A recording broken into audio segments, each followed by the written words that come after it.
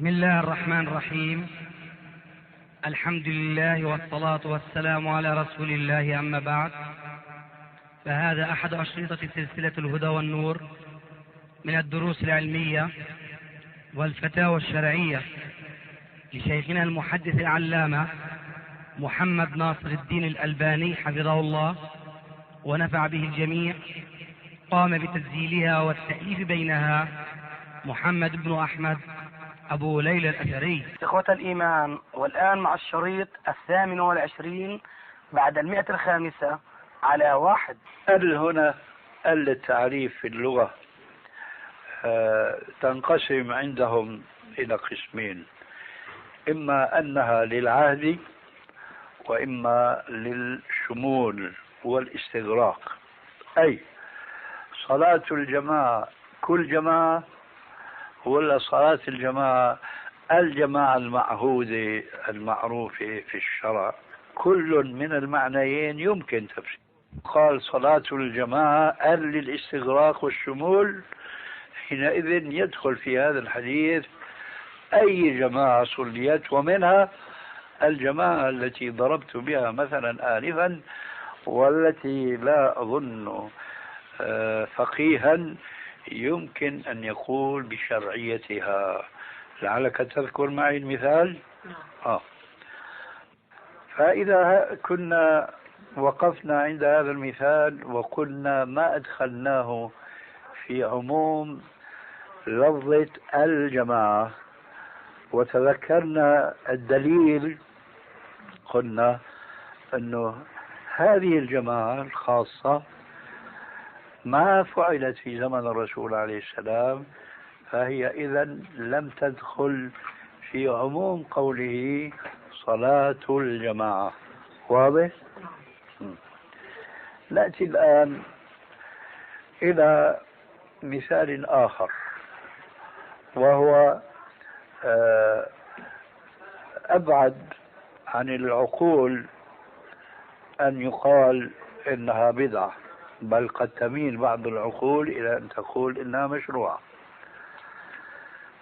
لو أن ناسا أرادوا أن يصلوا قيام الليل جماعة، واستدلوا على ذلك بحديث صلاة الجماعة تفضل صلاة الفرد إلى آخره، هل استدلالهم هذا صحيح أم لا؟ الجواب الآن جواب امتحان، فأقول ماذا ترى؟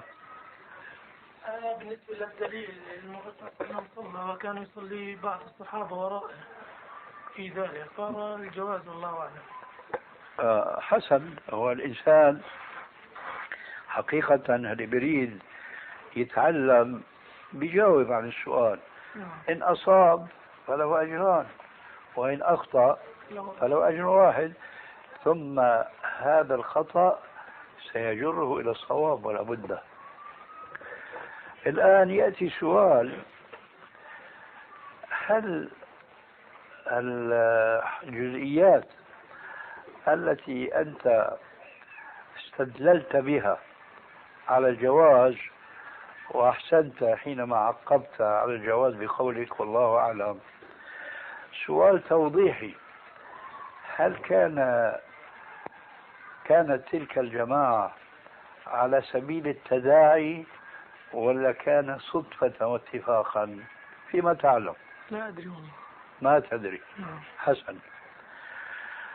الجواب لم يكن تداعيا، وإنما كان صدفة واتفاقا. والدليل نفس الروايات التي أنت تشير إليها.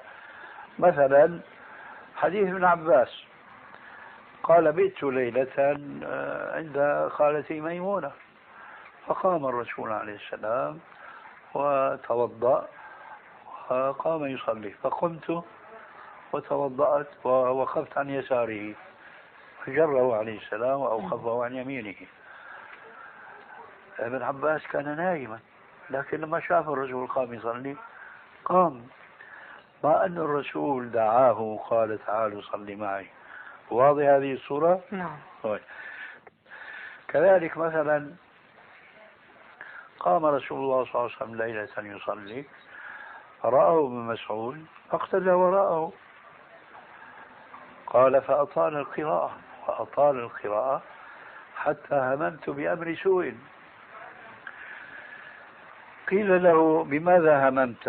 قال هممت أن أدعه أجلس، لأن القراءة طويلة لا تطاق.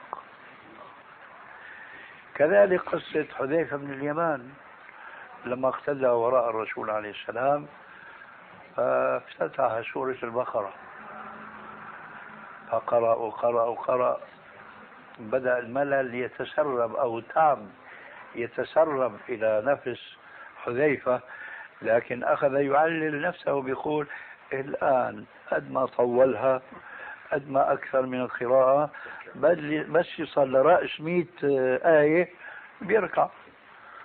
قال فمضى، قرأ 100 آية ومضى.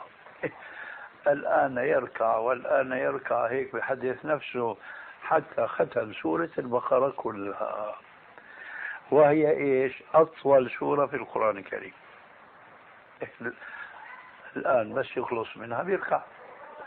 فمضى افتتح سورة آل عمران، استسلم للأمر الواقع وأمسك أنه يقول الآن والآن.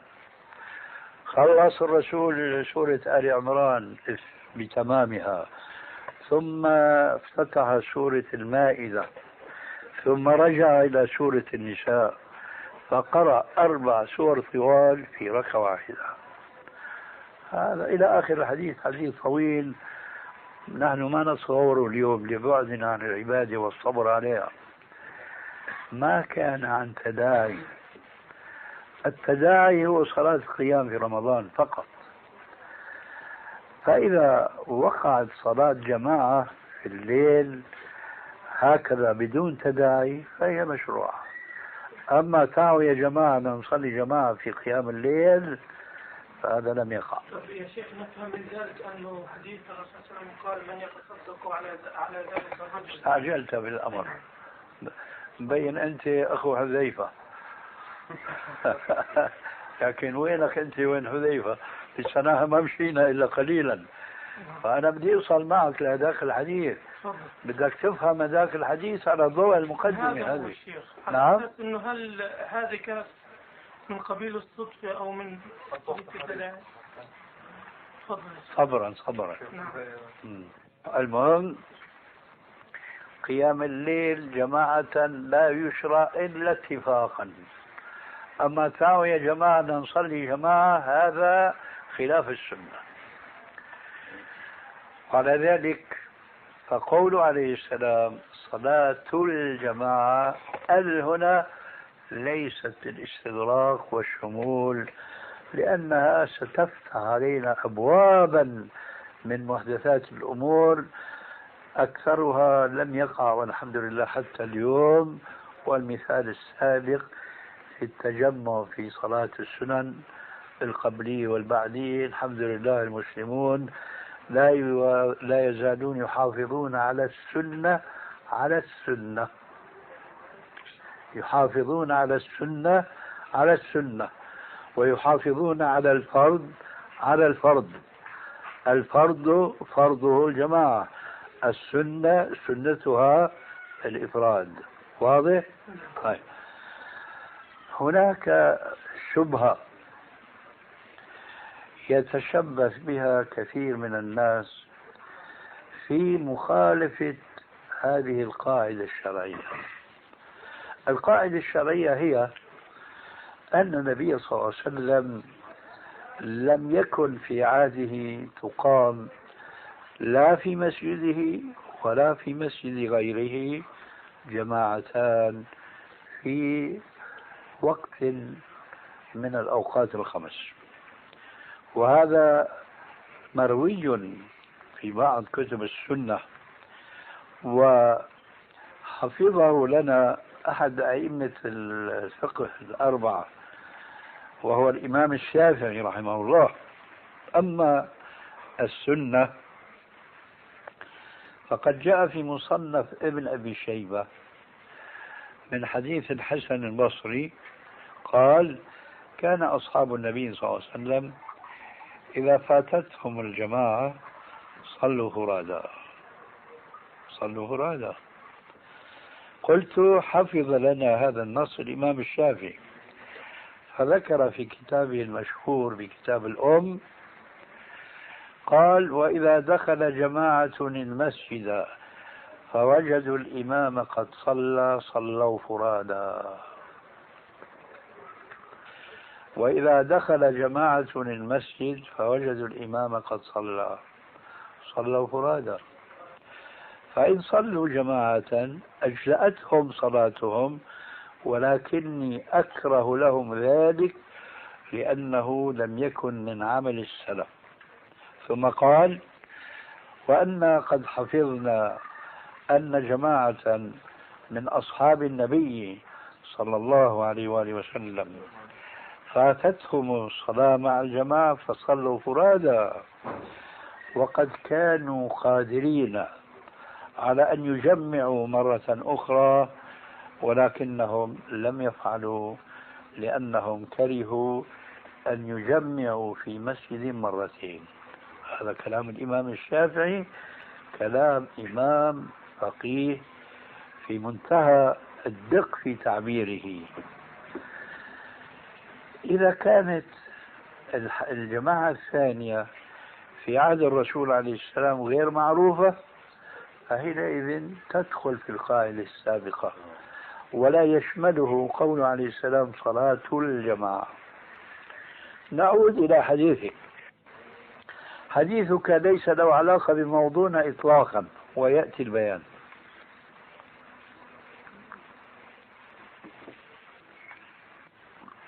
جاء في سنن أبي داود والترمذي وغيرهما من حديث أبي سعيد الخدري وأنس بن مالك رضي الله عنهما أن النبي صلى الله عليه وسلم صلى ذات يوم، ولما سلم دخل رجل يريد أن يصلي وحده لأنه الجماعة انتهت، فقال عليه الصلاة والسلام لمن حوله ممن كانوا صلوا خلفه ألا رجل يتصدق على هذا فيصلي معه؟ فقام رجل من الذين صلوا مع الرسول وصلى معه، وأرجو الانتباه الحديث يقول صلى معه ولم يقل صلى به، وأظن في فرق واضح بين الحديث وبين ما قد يساء فهمه. فقام وصلى معه، أي من هو الإمام في هذه الصلاة الثانية اللي بدنا نسميها الآن؟ الداخل. إذن من الذي جعل هذه الصلاة جماعة، الداخل أم الذي تصدق عليه؟ الذي تصدق عليه، لأنه هو الذي صلى معه وصلى خلفه فتصدق عليه. هذا هو الحديث. الآن نقول ما علاقة هذا الحديث بالجماعة الثانية؟ الجماعة الثانية والثالثة والرابعة، وأنا أذكر جيدا لما كنت في دمشق الشام كنت أدخل أكبر مسجد في سوريا وربما حتى في كثير من البلاد العربية، مسجد بني أمية، أدخل بعد صلاة العصر فأسمع أذان المؤذن للمغرب وهناك جماعة قائمة تصلي صلاة العصر. نعم. تصور بقى كم جماعة أقيمت بعد الجماعة الأولى. الشاهد ليس لهذا الحديث علاقة مطلقا بالجماعة الثانية فضلا عن الثالثة والرابعة. لماذا؟ لأن البحث جماعة ثانية تشبه الجماعة الأولى من حيث أن الإمام مفترض والمقتدون أيضا مفترضون. هذه الجماعة جماعة فريضة، هذه وقعت في عهد الرسول، عرفنا سابقا من رواية ابن أبي شيبة والإمام الشافعي أنهم كانوا قادرين على أن يجمعوا مرة أخرى ولكنهم لم يفعلوا لأنهم كرهوا أن يجمعوا في مسجد مرتين. إذا مثل هذه الجماعة ما وقعت.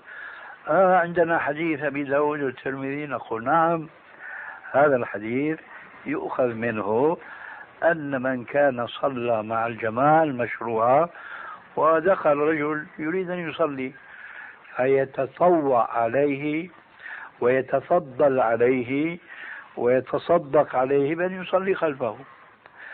أي فيه دليل هذا الحديث بأنه يجوز لمن صلى الفريضة أن يعيدها وراء من يصلي الفريضة بالنسبة إليه فريضة وبالنسبة للذي يصلي خلفه نافلة.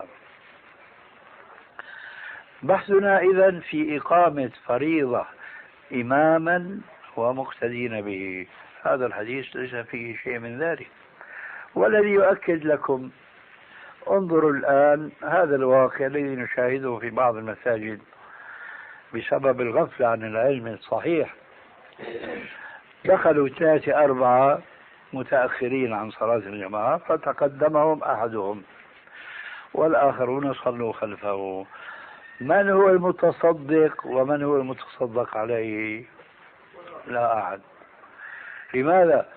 لأنه في الصورة التي وقعت في زمن الرسول المتصدق هو الغني الذي كسب فضيلة الصلاة مع الجماعة الأولى أولا وثانيا وراء الرسول صلى الله عليه وسلم، هذا هو الغني.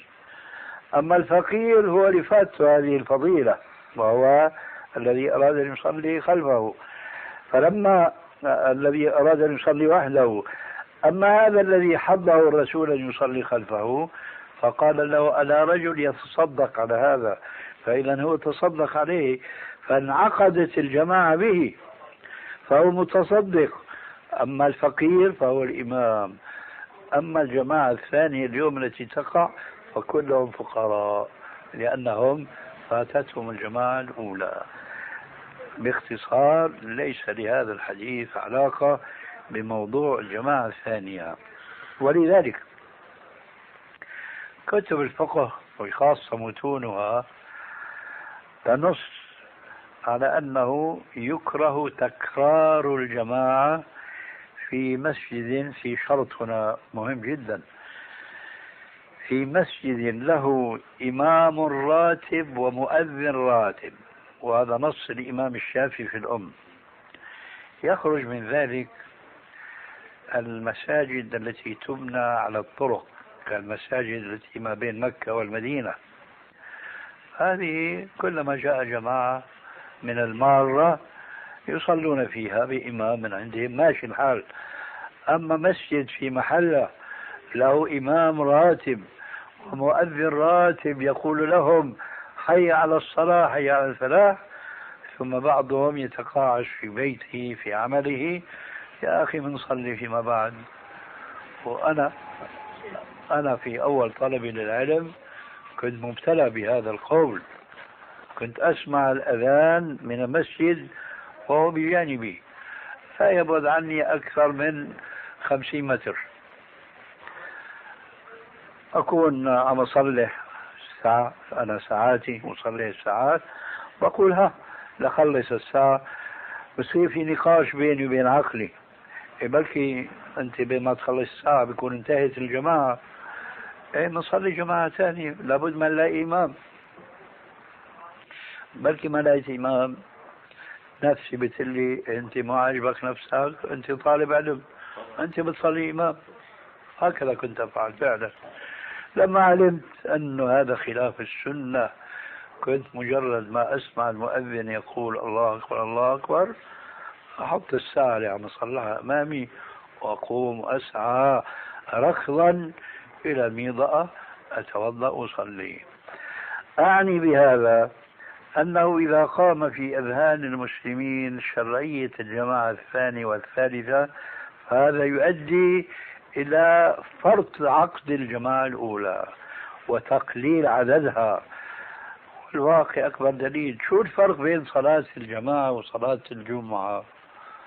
الجمعة قائم في الأذهان، ما بيصير تكرارها، ولذلك اللي بده يصلي الجمعة يسعى كما قال تعالى فاسعوا إلى ذكر الله. على العكس من ذلك لما كان قائما ومستقرا في نفوس كثير من الناس أنه في جماعة ثانية وثالثة، هل بدهم يصلوا مع الجماعة ويتقاعسوا عن الجماعة الأولى بسبب هذه الفكرة القائمة في أذهانهم وهي خلاف السنة. فيكون حصيلة فهم هذه المسألة فهما علميا صحيحا هو مسارعة المسلمين إلى إجابة نادي الله حي على الصلاة حي على الفلاح. ومن الحكم القديمة المعروفة والمروية في بعض الكتب من ثمارهم تعرفونهم، تعرف ثمرة المسألة إذا كانت صوابا أو خطأ، تعرف صوابها من خطأها من ثمرتها. إذا قيل بشرعية الجماعة الثانية وما بعدها تفرطت الجماعة الأولى وتوزعت، وإذا قيل لا جماعة تكسب هذه الفضيلة 27 درجة إلا الجماعة الأولى انطلق المسلمون يسعون إلى ذكر الله. نشوف عندك شيء؟ لو قال قائل لما فرقتم بين المسجد الذي فيه إمام راتب أو مؤذن راتب وبين المساجد التي ليس فيها إمام راتب ومؤذن راتب، وما الدليل على ذلك في تفريقكم عدم قيام الجماعة الثانية؟ هذا مذكور في نفس الأم للشافعي. نعم. بالنسبة للمسجد له إمام راتب ومؤذن راتب يعني له جماعة، أما المساجد التي ليس لها إمام راتب مؤذن راتب ليس لها جماعة، فتكرار الجماعة هناك يجمع ولا يفرق، بعكس تكرار الجماعة في المسجد الذي له إمام راتب مؤذن راتب فهو يفرق ولا يجمع، فشتن ما بينهما، وهذا من فقه الإمام الشافعي. لو أجى شيخنا أبو فارس على المتصدق والمتصدق عليه وشافهم بيصلوا جماعة وأنا ما كنتش مصلي العصر، أصلي وحدي ولا أصلي معهم؟ وحدي شيخنا جزاك الله. يفهم من هذا عشان إذا كان في أكثر من داخل. كيف؟ إذا كان هناك أكثر من داخل ما في جماعة ثانية، هذه بس مفهوم. الصورة هي بس يكون هناك بس متصدقات. الصورة هي. نعم ما هي الصورة؟ تصدق على الأول، هل تصدق على الثاني؟ الثاني فريضة أيضا يصلي لحاله بعيد عن هذول الاثنين؟ ما في مانع. ما في مانع. وكمان لو ثلاثة وثلاث مصدقين إيه وكمان قول 30 امشي بقى في الخيال، اصدر في الخيال. هذا هو واقع اليوم؟ أبدا. الشيء المشروع ما بيفعلوه، والشيء اللي مو مشروع هو المفعول. إلا يدور على مسجد الحسين. تفضل. سؤال بالنسبة للأحزاب، بالنسبة للمسلمين تلاقي مثلا في حزب التحرير وحزب الإخوان المسلمين وحزب الله، ما رأي الشرع في تعددية الأحزاب في الدين الإسلامي؟ قبل أن أجيبك عن سؤالك أريد أن ألفت نظرك نظر غيرك ممن يسألون فيخطئون في التعبير في السؤال. فأنت قلت ما رأي الشرع في الأحزاب، لا ينبغي أن تقول لا أنت ولا غيرك ما رأي الشرع، لأن الشرع ما عنده رأي، عنده حكم. أنا بصحي لفظك مش قصدك، أنا عارف قصدك. وتصحيح الألفاظ هو من الآداب الشرعية التي جاء الرسول عليه السلام ليعلم. يعني اليوم كثير من المسلمين خاصة في البلد يحلفون بغير الله، يحلفون بآبائهم بأبنائهم. عنا في بلدنا في سوريا ما أدري هون كأني ما سمعت بيحلف الواحد بشواربه ولو كان حلقه. بيحلف بشواربه. هذا كله داخل في النهي اللي هو قوله عليه السلام: من حلف بغير الله فقد أشرك، وفي رواية فقد كفر. لا تحلفوا بآبائكم، من كان حالفا فليحلف بالله أو ليصمت أو ليصمت. الآن بتسمعوا الحلف بغير الله ولا لا؟ تسمعوا. الرسول عم يقول من حلف بغير الله فقد أشرك. هل هدول صاروا مشركين؟ كما بنقول لا، ما صاروا مشركين. لكن هل هذا يجوز؟ ما يجوز. هل يجوز سكوت على الحلف بغير الله؟ لا يجوز. هل يجوز سكوت أن يقول المسلم ما رأي الشرع؟ لا يجوز السكوت. أنا عندي رأي وهذا عنده رأي وهذا الشيخ عنده رأي، نحن نخطئ ونصيب في الرأي، أما الشارع الحكيم عنده حكم: وقضى ربك ألا تعبدوا إلا إياه، إلى آخره. بعد التصحيح هذا، وأرجو أن يكون في بالك أنت وغيرك، لأنه كل يوم نحن منكرر هذا التنبيه لانتشار هذا الخطأ في الإذاعات. نسمع من السعودية من غيرها بيجي سؤال من مصر، من العراق، من أي بلاد الإسلام: شو رأي الشرع في كذا؟ خطأ. والغريب أنهم لا ينبهون على هذا الخطأ، يجيبون عن السؤال وجواب في الغالب يكون صحيحا وصوابا، لكن ينبغي أن ينبه السائل فيما إذا أخطأ في سؤاله. بعد هذا التصحيح أقول: لا يوجد في الإسلام أحزاب، أي لا يشرع في الإسلام أن يكون هناك أحزاب، ولا ينبغي أن يكون في المسلمين أحزاب، وإن كان كما قيل ما كل ما يتمنى المرء يدركه، تجري الرياح بما لا تشتهي السفن. الأحزاب اليوم موجودة، ومع الأسف ليت أن الأحزاب كان عبارة عن حزبين 3.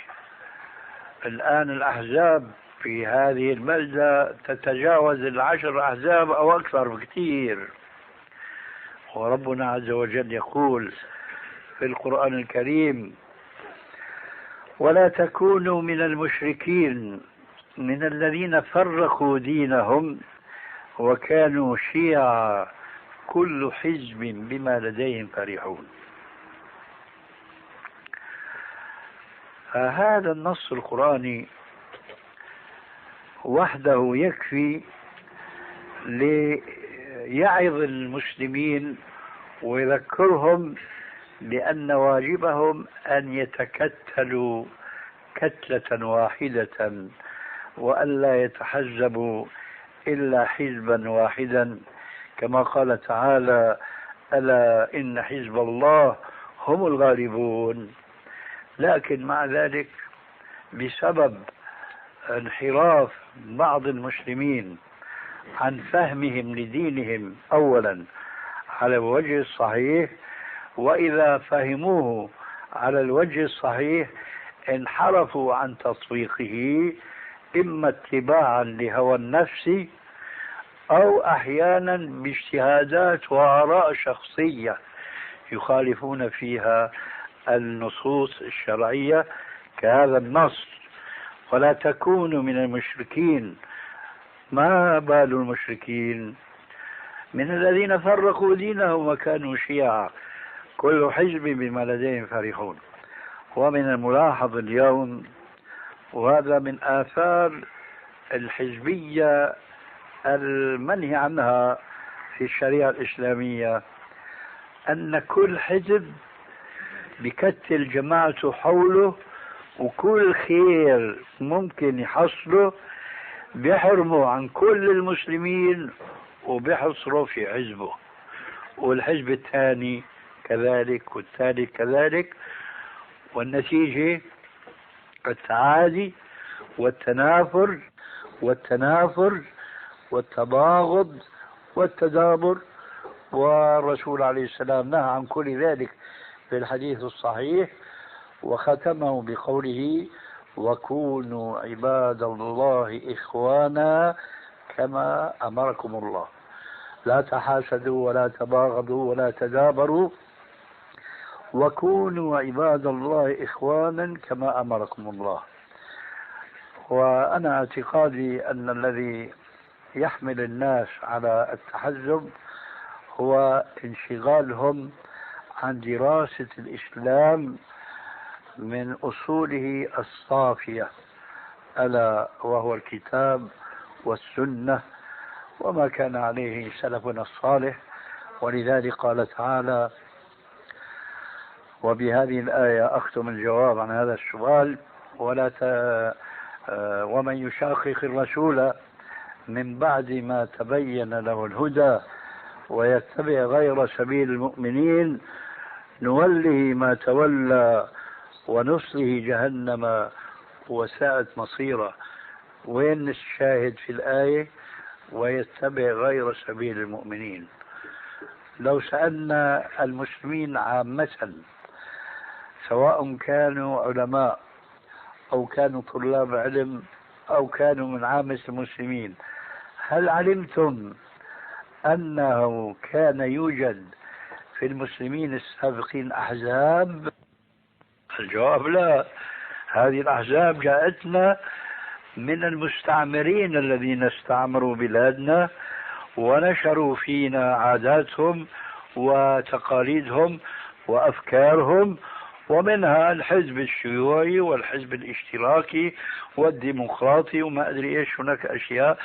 فصار البلد الواحد ينقسم على نفسه إلى أقسام كثيرة، ثم تسربت هذه الحزبيات التي سميناها اشتراكية شيوعية ديمقراطية، ليست إسلامية مطلقا، لكن مع الأسف تسرب هذا إلى المسلمين، فصار مثل ما قلت أنت إخوان مسلمين، حزب تحرير، جماعة تبليغ، ما يجب هؤلاء كلهم أن يتكتلوا على كلمة سواء وهي الإسلام، ولا حزبية في الإسلام.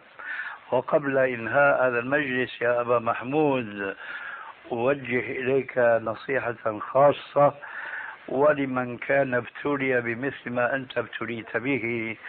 هذه الصخرة التي تقدسونها الآن هذا ليس من الإسلام في شيء أبدا، ولا يجوز أن تتخذوها شعار لكم معشر الفلسطينيين، لأن هذه الصخرة إنما هي صخرة من جبل.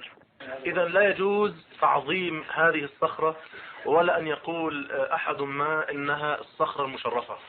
أي نعم. لأن التعظيم أو التشريف بده نص شرعي من كتاب أو بلا سنة. شك. أليس كذلك؟ وأن يزيد على ذلك بأن الرسول صعد منها إلى السماء، وأنه لما عرج به لحقت به. نعم. فوقفت في الهواء.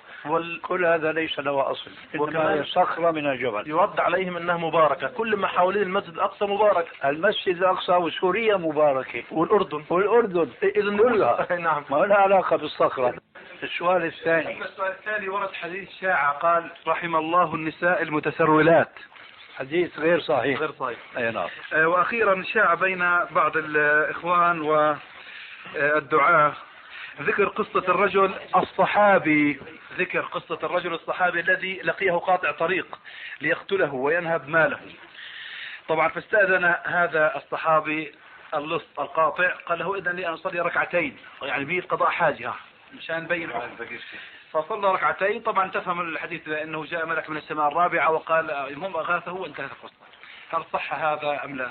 هذا من الأكاذيب التي يذكرها بعض الناس ممن لا علم عندهم بالحديث صحيحه وضعيفه، ونسأل الله عز وجل أن يجنبنا الكذب على رسول الله صلى الله عليه وسلم ولو بدون قصد. تفضل.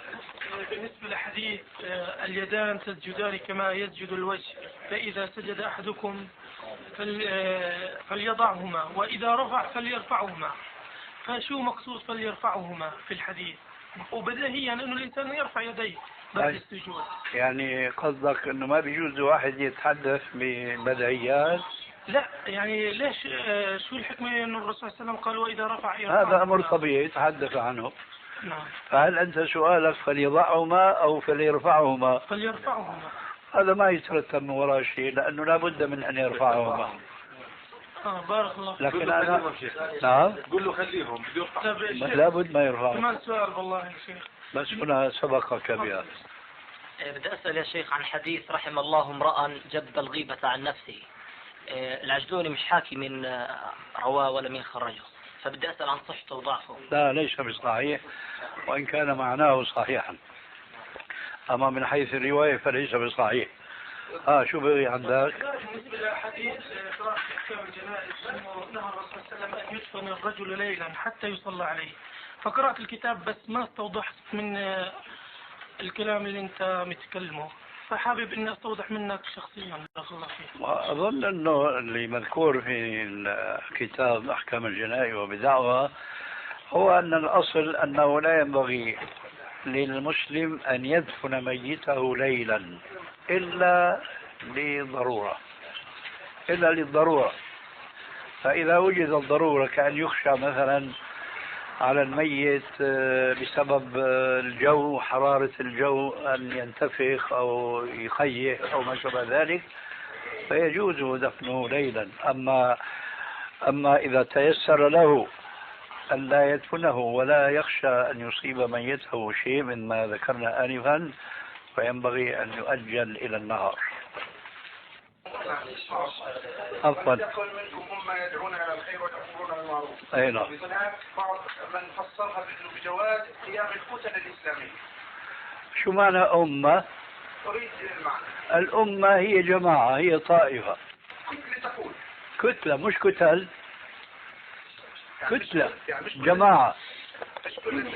مش كل الناس. إذن يجوز أن تقوم فئة وتقول الأمة. مين قال لا؟ وهل يمكن أن تقود الأمة كتل؟ لكن أنت شبه عليك الأمر. طول بالك شوي. ولتكن منكم أمة يعني جماعة. شو وظيفة الجماعة؟ يأمرون بالمعروف وينهون عن المنكر. طيب شو علاقة هذا بالتكتلات الحزبية؟ ايش علاقة؟ ما له علاقة إطلاقا. هل تتصور مسلما يقول بخلاف هذه الآية؟ ولا إذا ليس لهذه الآية علاقة أبدا أو دليل لمن يقول بجواز الأحزاب، بل الآية صريحة بوجود هيئة وجماعة من الأمة المسلمة يقومون بواجب الأمر المعروف والنهي عن المنكر. والغرض من هذا الأمر هو أن لا نتصور أنه كل مسلم يجب عليه أن يتعلم العلم الشرعي. لا، هذا وظيفة العلماء. وكل مسلم يجب أن يكون آمرا بالمعروف ونهي عن المنكر، وإنما جماعة من هذه الأمة الإسلامية. المقصود بالآية إذن هو تعليم المسلمين أنه يجب على طائفة منهم أن يرحمك الله أن يقوموا بواجب الأمر بالمعروف والنهي عن المنكر. هذا من جهة. من جهة ثانية أنا أسألك الآن، هل أنت تظن يا أخي أن هؤلاء الذين تشير إليهم أنهم يستدلون بهذه الآية على جواز إيجاد تكتلات وأحزاب متعددة، هل تعتقد أن هذه الأحزاب تقوم بواجب الأمر بالمعروف والنهي عن المنكر؟ للأسف كلهم مقصرة. هذا هو. فإذا الشيء اللي لازم نقوم فيه وبنص القرآن الكريم مأمورين فيه ما نقايمين فيه، والشيء اللي ما أمرنا فيه وعلى العكس نهانا عنه نتكتل ونتحزب ونحارب في سبيل الحزبية ونعادي في سبيل الحزبية. هذا سبحان الله يعني عكس للأحكام الشرعية. تحت استكمال لنفس النقطة. تفضل. بالنسبة للأئمة الأربعة أو الأكثر، أنا كان كل واحد فيهم بشكل كتلة أو كذا. حاشاهم حاشاهم. وجهة نظر برضه كانت. معليش راح أقول لك وصح لك وجهة النظر هذه.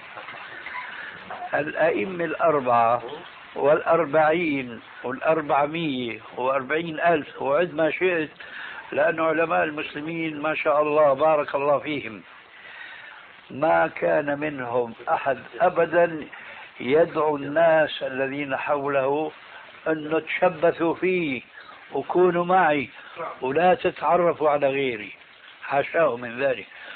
وأنت لابد أنك بلغك أو قرأت أن كل إمام من الأئمة الأربعة كان يقول إذا صح الحديث فهو مذهبي. لكن أعجب من هذا وأعظم منه أن الإمام الشافعي القرشي كان يقول لتلميذه الإمام أحمد، يقول يا أحمد أنت أعلم مني بالحديث، أنت أعلم مني بالحديث، فإذا جاءك الحديث عن النبي صلى الله عليه وسلم صحيحا فأعلمني به، سواء كان حجازيا أو عراقيا أو مصريا أو إلى آخره. هذا معناه أن الشيخ عم يقول لتلميذه، ولا شك أنه كل من الشيخ وتلميذه له جماعة له يعني تلامذة، لكن حاشاهم أنه يكون الواحد منهم يقول أنتم لازم تكونوا معي ولا تكونوا مع الإمام أحمد أو مع غيره من الأئمة. كانوا كما قال رب العالمين بحق في القرآن الكريم إخوانا على سرر متقابلين.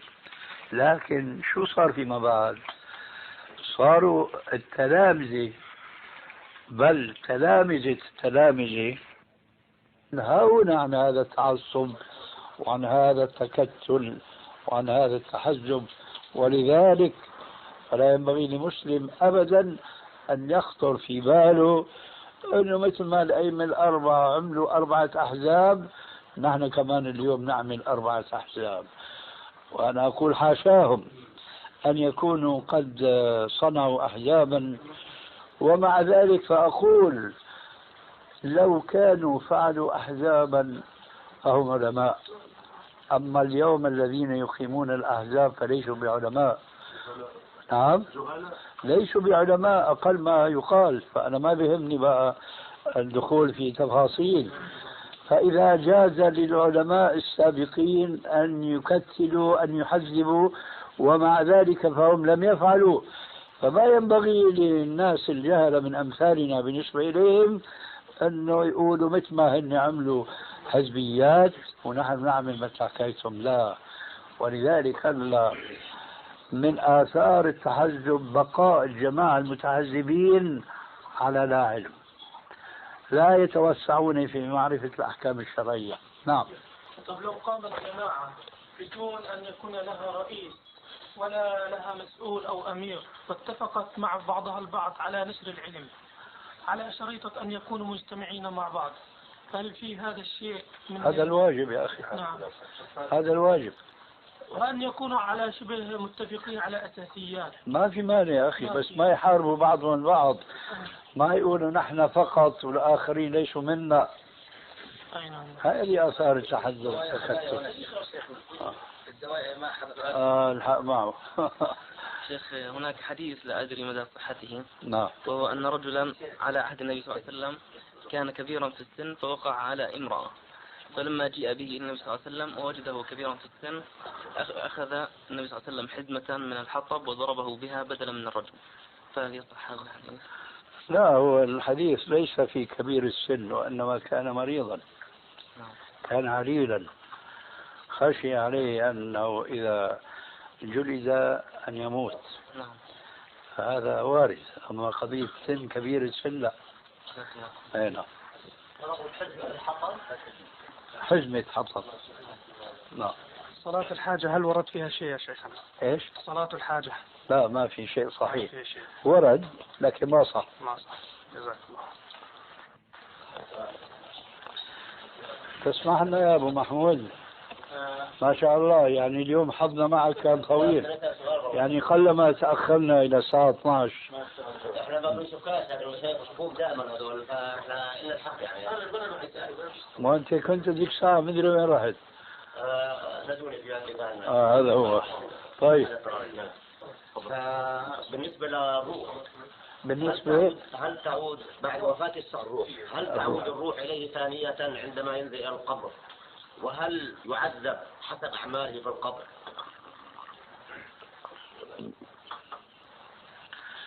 لا شك أن الميت حينما يودع في قبره فتعود الروح إليه ساعة مجيء الملكين المنكر ونكير لسؤاله. فإذا ما أجاب بالجواب عاد ميتا كما كان من قبل.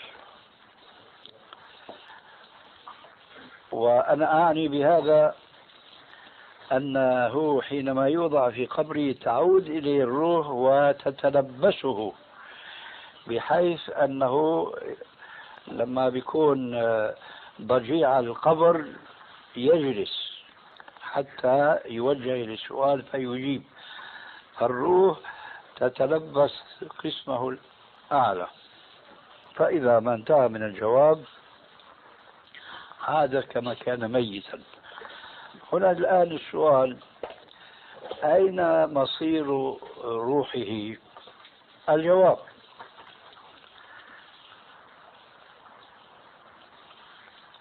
يعذب أو ينعم بروحه لأنه جسده ميت. طريقة التنعيم والتعذيب طبعا هذه من أمور الغيبية التي لا يجوز للمسلم أن يتعمق فيها، لأنه من باب الغيب وما نعلم الغيب ولا يعلمه إلا الله تبارك وتعالى. ولكن في عندنا بعض التفاصيل التي عرفناها من السنة الصحيحة. من ذلك مثلا إذا كانت روح الميت مؤمنة يفتح له طاقة من القبر يطل منها على منزله في الجنة، فيأتيه من روحها وريحها ونعيمها، ولا يزال هكذا يتنعم إلى قيام الساعة. في حديث آخر أن هذا الميت المؤمن إما أن يكون من عامة المؤمنين وإما أن يكون شهيدا.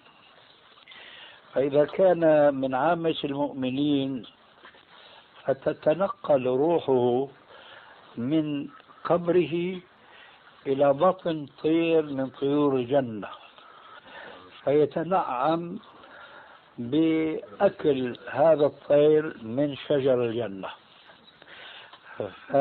إذا كان هذا الميت شهيدا فتكون روحه في حوصلة الطير من طيور الجنة. روح المؤمن العادي في بطن الطير، روح المؤمن الشهيد في حوصلة الطير. فإذا روح المؤمن نعيمه إما في قبره وقد يتنقل في الجنة بروحه وليس بجسده.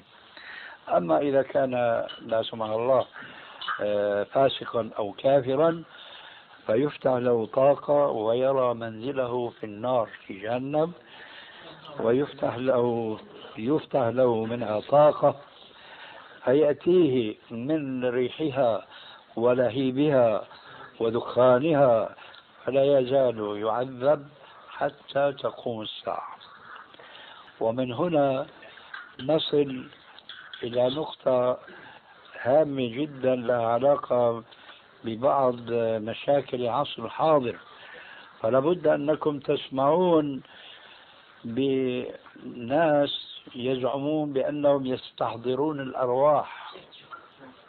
تسمعوا الشيء هذا ولا لا؟ يعني استحضار الأرواح اليوم من بدع العصر الحاضر وضلالات الكفار الأوروبيين وأمثالهم. هؤلاء لا يؤمنون بشيء اسمه بعث ونشور إلى آخره، فيزعمون بأن بإمكانهم أن يستحضروا روح من شاءوا من الأطباء، من العلماء، من الصالحين، من الطالحين إلى آخره.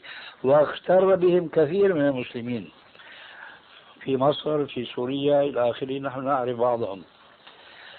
فإذا استحضرنا هذه العقيدة الإسلامية، وهي أن روح الميت في القبر ينعم أو يعذب أو يتنقل إذا كان مؤمنا إلى الجنة، كيف يمكن استعادة هذه الأرواح إلى عالم الدنيا واستنطاقها واستجوابها؟ هذا من تدجيل الشيطان على هؤلاء الناس اليوم. إذا تذكرتم هذه الحقيقة فاذكروا معها أن عملية استحضار الأرواح هو دجل عصري، دجل عصري يخالف الشريعة الإسلامية. نعم، تفضل. في بعض العلماء يقولوا في نزول عيسى عليه السلام أو حديث المسيح الدجال أنه هذا حديث ضعيف وليس له أساس، لأنه عيسى عليه السلام يعني بعد وفاة أي إنسان أو كائن على الأرض لن يعود ثانية إلا يوم القيامة، لن يعود إلى الأرض ثانية. وبقولوا أن هذه معجزة والمعجزات انتهت ولن تعود ثانية. وفي آية استشهدوا فيها بقول يا عيسى إني متوفيك ورافعك إلي وإلى آخر الآية، فمعناته حصلت وفاة عيسى، فكيف اللي ينزل بعد وفاته؟ نعم، الجواب بكل صراحة أن الذين يقولون هذا الكلام والعهد على الراوي، أي أنت يعني العهد عليه، أنت الناقل. فهؤلاء الذين تنقل عنهم هذا الكلام ليسوا بعلماء. لماذا؟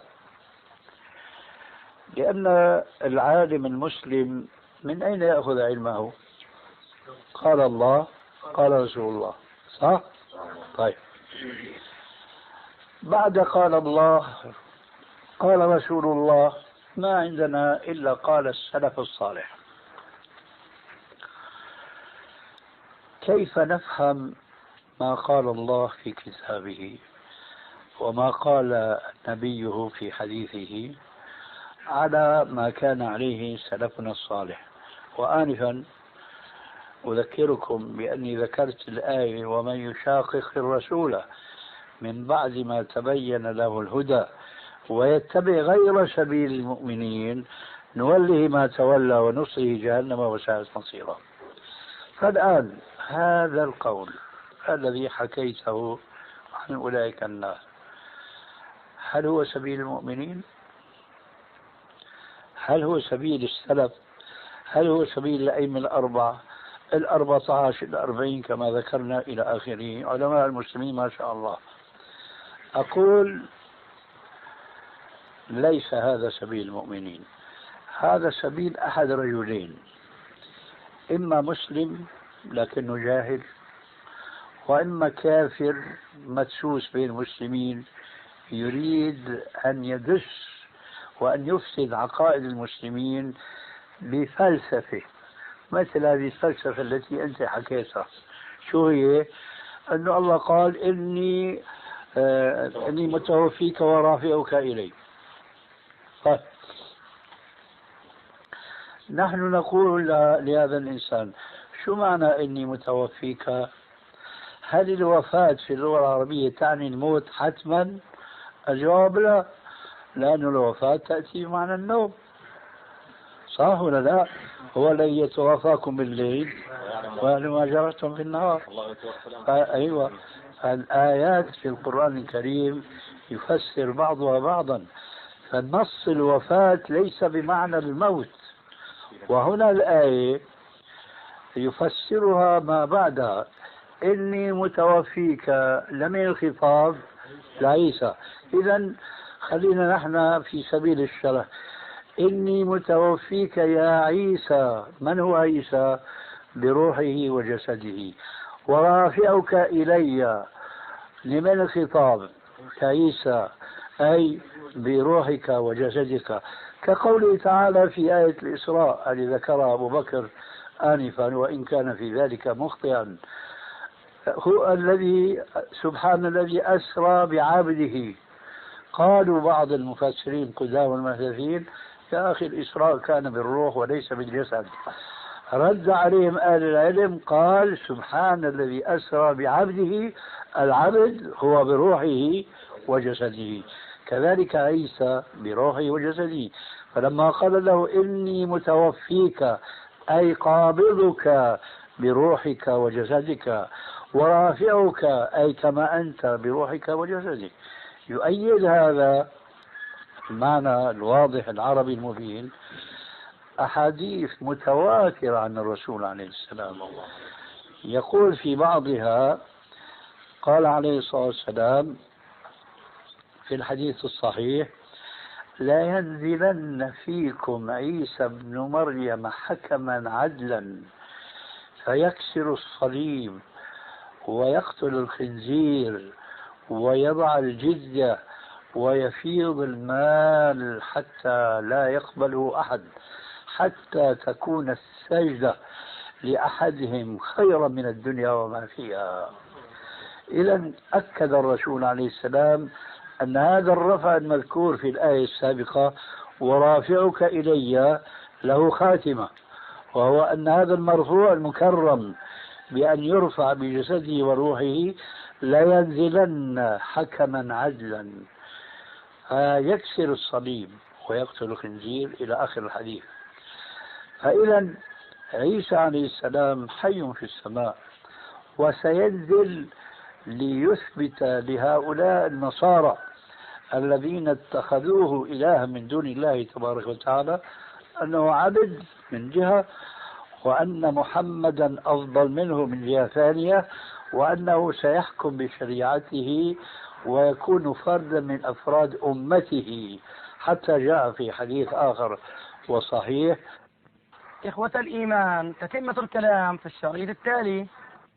فإذا عيسى عليه السلام حي في السماء وسينزل ليثبت لهؤلاء النصارى الذين اتخذوه إلها من دون الله تبارك وتعالى أنه عبد من جهة، وأن محمدا أفضل منه من جهة ثانية، وأنه سيحكم بشريعته ويكون فردا من أفراد أمته، حتى جاء في حديث آخر وصحيح أنه قال ينزل عيسى بن مريم عند المنارة البيضاء شرقي دمشق على جناحي ملكين. طيب معلش والله سؤال بدك طول بالك